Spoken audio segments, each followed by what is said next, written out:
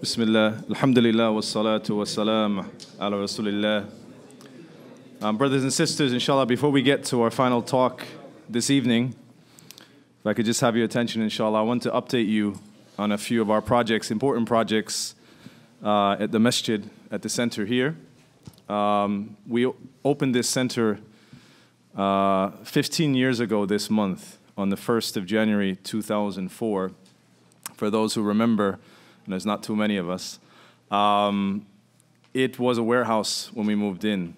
And at the time, we didn't have money to really renovate it into what it is today. And the owner of the building, who's a non-Muslim, he gave me a check for $40,000 with no name on it. So basically a blank check for 40 grand. And he said, put it into the building to make it the way you need it. And he's not a Muslim. And alhamdulillah, then we added from the community at that time, when we used to pray in the masjid, for dhuhr, you know, it could have been 4 or 5 of us. For maghrib, maybe 6, 7, sometimes 1. Sometimes the imam would make the adhan, the iqamah, lead the salah, and maybe a second person would come. That's 15 years ago. And we were able to, by Allah's permission, turn it into a functional building where we have a musalla for brothers and sisters, a library area, offices, that we are able to conduct our daʿwah, which extends far beyond the building itself. As many of you are aware, we're a regional and international daʿwah organization that has published over 20 books and over 20 pamphlets and thousands of articles and audios which are available free on troid.org and propagated through various social media. So alhamdulillah, it held up to a point, but it's been 15 years. And we got good use out of the work that we put in. And alhamdulillah, we're not in a position now where we need to turn a warehouse into a masjid or an Islamic center. We're just in a situation where we need to do some repairs and bring the place up to standard, inshallah. So we have broken this project into phases, the first of which, alhamdulillah, has been paid for, which is to patch, paint, and repair the walls that you see in the brother's side or for the sisters in the sister's side. So alhamdulillah, the money has been raised, and we've asked our contractor to come up with a final quote so that we can begin work at the latest, inshallah, at the beginning of March. And inshallah, that work might take 2 or 3 weeks, but the walls that you see around you will then become repaired, and they will be repainted and look fresh and new, as well as the ceiling. That's going from the sisters area all the way to the back, to the foyer, to the front, inshallah.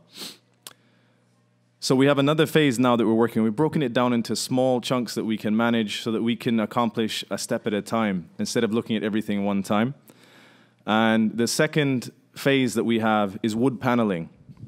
And if we knew this actually 15 years ago, we would have done it. And that is to put wood paneling about 4 feet around the building.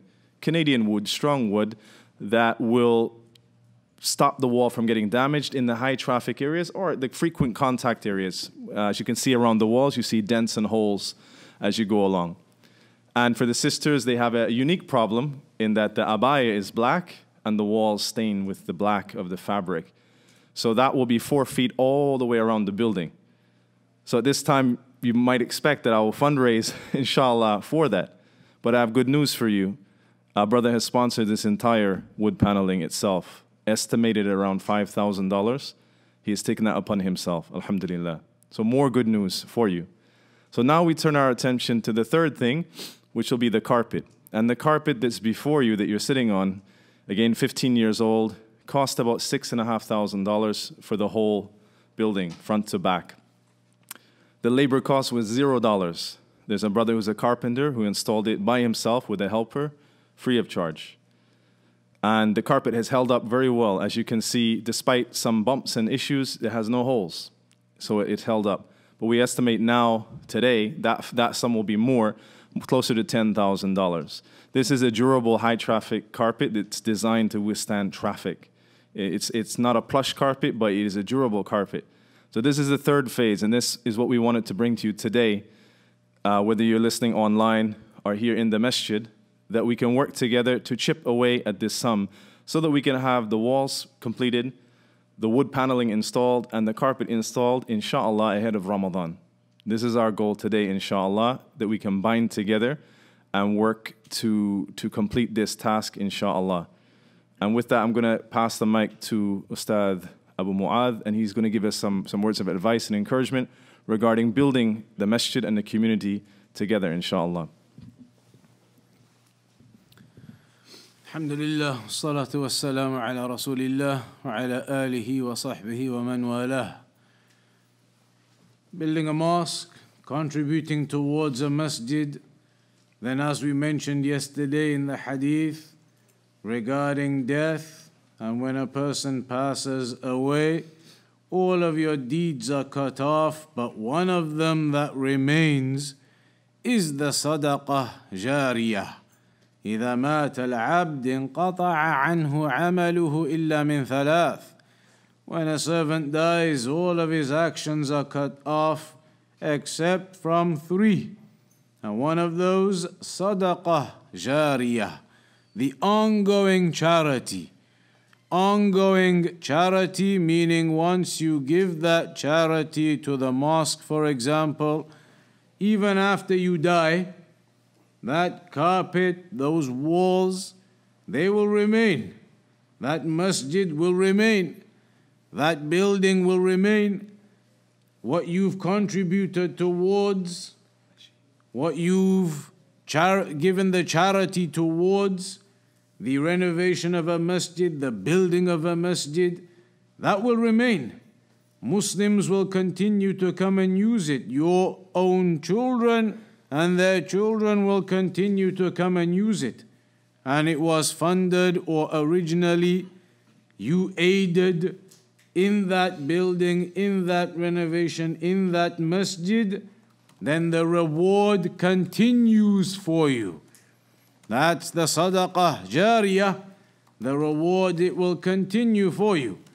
So whomsoever is able to donate towards a masjid, it is definitely from the greatest of the rewards, the greatest of the acts, that a person aids in the building of a mosque.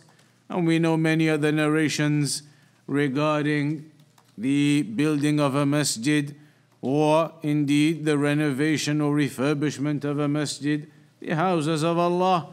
These are deeds that will benefit you now and they'll benefit you in the afterlife. Deeds that will continue to gain you reward even after you die. Whereas all of your other types of deeds on the whole, they cut off. So it is certainly something everybody should strive to do. Strive to aid in the building of the masjid and the renovation of the masjid. And it's the masjid, as it is always said, for you, for everybody. This is not the renovation project for one person or two people to benefit from. It is a project that you are contributing towards for yourselves. Not that you're contributing towards it for anybody else. You yourselves, your own community. And even if you are from afar, not from here, then you are doing that for your brothers and sisters in Islam, for Ahlus Sunnah, contributing to aiding Ahlus Sunnah. وَتَعَاوَنُوا عَلَى الْبِرِّ وَالتَّقْوَى. Cooperate with each other, unite with each other upon righteousness and goodness. So this is certainly a noble task, a noble project. So all of those who are able to contribute and aid should do so. Even those who have nothing to give financially, then you're still able to contribute with your dua.